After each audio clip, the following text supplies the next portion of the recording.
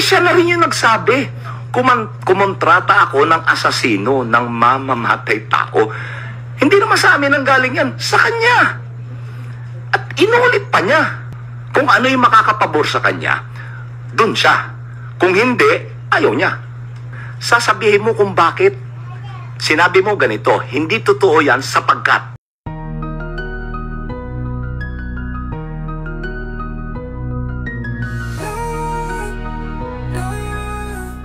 Yung naging reply ng House Prosecution, ang sinasabi nyo, yung answer ad cautelam ng company Vice President Sara Duterte ay parang puno lang ng falsehoods and baseless yung mga arguments. Ganun po ba? In general, yes. Misconceptions, falsehoods, and general denial. What's a general denial? Hindi ho niya sinagot yung mga factual allegations Sinabi lang niya, hindi totoo yan. Ang problema sa general denial, na hindi mo sinagot in particular yung sakdal. Dapat kasi pag i-deny mo, sasabihin mo kung bakit. Sinabi mo ganito, hindi totoo yan sapagkat. Okay? Wala siya nung sapagkat. Ngayon sa batas, ang general denial is considered an admission. Ano yung marami siya, hindi niya tinanggi that there was an attempt, merong attempt na supilin, to suppress yung paglabas ng mga dokumento from COA. Kung maaalala nyo, nabanggit ko sa dati kong paglalahad, itong kanyang chief of staff, si Attorney Lopez, sinulatan ng COA, huwag kayong makikipagtulungan. Huwag nyo ilalabas yung mga dokumento. Hindi niya itinanggi yun sa answer. Hindi niya itinanggi na malaking halaga ng confidential and intelligence funds ay nagasta sa napakaiksing panahon. Yung example ho dyan, yung 125 million, na ginasta in 11 days. Hindi niya itinanggi yan. Hindi niya itinanggi na yung mga liquidation documents. Sinabi namin, fake ito, fictitious yung taong to. Hindi niya in-address yun. Quiet. Sinabi lang niya hindi totoo. Among others, yun ang ibig kong sabihin, na dapat pag ikaw itatanggi mo, if you will deny it, you should say why you're denying it. Hindi totoo yan sapagkat ito ang tunay na nangyari. Yung kanya, sinabi lang yan, hindi totoo yan. So, sa amin sa batas yan, that's an admission. Opo, very clear. And sorry sir, last na lang po from my end.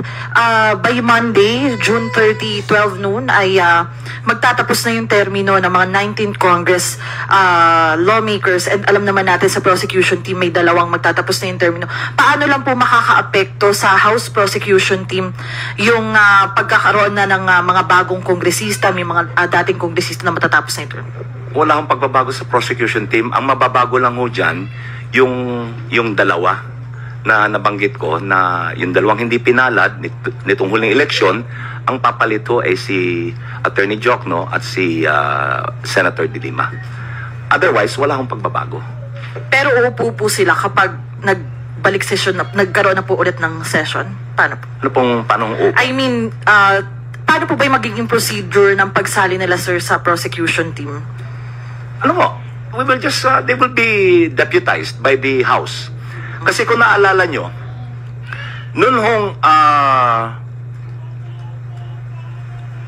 plenaryo na inaprubahan ng Kamara, nung plenary, yung articles of impeachment, itong nakabinbin ngayon, right after that, nag-election inelect nila yung public prosecutors So, ang mangyayari magkakaroon uli ng ganon doon sa dalawa. They will be deputized by the House to be the to sit as public prosecutors on behalf of the House. Kaya ang ang mangyayari dyan, it is not House of Representatives versus Sara Duterte. Ang title niyan, in re impeachment. The prosecution now will represent the people of the Philippines. People of the Philippines na not the House. Kasi yung House represents the people of the Philippines, di ho ba? So, yun ang mangyayari dyan. Thank you po. Okay, go ahead, Pat. Sorry sir, di ba po nagpa-resubmission ng entry of appearance? Yung dalawa po, magpapa-entry of appearance pa rin po ba sila? Kailangan no? Thank you, Pat. Tina Panganiban Perez from GMA7 is now recognized. Good afternoon po, sir. Hello. Attorney Bucay, how did the prosecution reply to the defense's prayer to dismiss the articles of impeachment? Ang sinabi ho namin, yung grounds that she cited for dismissal, walang batayan. So, dapat ma-deny. Walang batayan, yung grounds for dismissal, yun ho yung diniscuss ko kanina. Yung 1-year ban rule, she was not afforded due process, Senate is not a continuing body, yun ho kaninang diniscuss ko. Na mali ho lahat So, dapat i-dismiss. Hindi dapat hindi bigyang pansin. Oh. So may prayer po yung prosecution na mag-trial na po tayo? Yes. Yun ang prayer. That's it po. Kasi tatanungin ko rin dapat yung no prohibited motion pero ilang beses na po nasagot. Thank you. Ang prayer ho ng prosecution is to deny the dismissal and to proceed to trial. Yun lang ho naman ang gusto natin Yun ang gusto ng bayan Ilabas ang ebidensya. Ilabas ang ebidensya ng prosecution and then ilahad niya ang ebidensya niya. Thank you. We will now hear from Earl Tobias of IBC 13. Hi, sir. Good afternoon po, attorney. Attorney here. Sorry. Hi, sir. Sir, attorney, connect ko lang dun sa tanong na hindi nga po na for the prosecution, hindi na fulfill ni Vice President Sara Duterte yung dinedenay niya to, pero bakit? Isa po dun sa mga rason na nabanggit niya sa answer ad cotelem ay wala namang limitasyon sa kung kailan o kung gaano dapat kabilis yung paggastos ng confidential funds patungkol po dun sa 125 million. So, attorney, i-consider niyo po ba yun na again, another tactic ng pangti-technical? Kasi ganito, hindi lang ho naman pinag-uusapan kung gaano kabilis ginasta. Saan ginasta?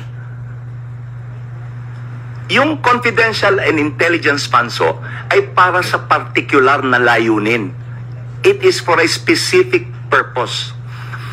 Yung lumabas doon sa mga hearing nung Committee on Good Government, yung Blue Ribbon Committee, lumalabas na hindi para sa ganoon layunin yung pinagkagastahan Hindi lang yung bilis. Nakakadagdag lang yung bilis. Ang bilis mong ginasta, pero hindi para sa layunin na dapat dun mo ginastos. At so, sir, asking directly, yung sagot ni Vice President Sara Duterte sa mga inilatag ninyong kaso ay parang irrelevant o taliwas sa hinihingi dapat? Yun ang scrap of paper. Tinuri niya yung articles na scrap of paper, yun ang scrap of paper. Walang, yung sinagot niya, walang halaga. Okay. Sir, follow up na lang with that. Kasi sabi, without ultimate facts din daw, parang full conclusion, total conclusion, yung buong articles of impeachment daw. At isa dito sa mga sinasite ni Vice President Sara Duterte, wala naman daw pong kontrata doon sa kanyang pagbabanta sa buhay ni Pangulo, ng First Lady at ng House Speaker. Alam niyo yung pagkontrata ng mamamatay tao, hindi ho naman sinusulat yan Hindi ho ba?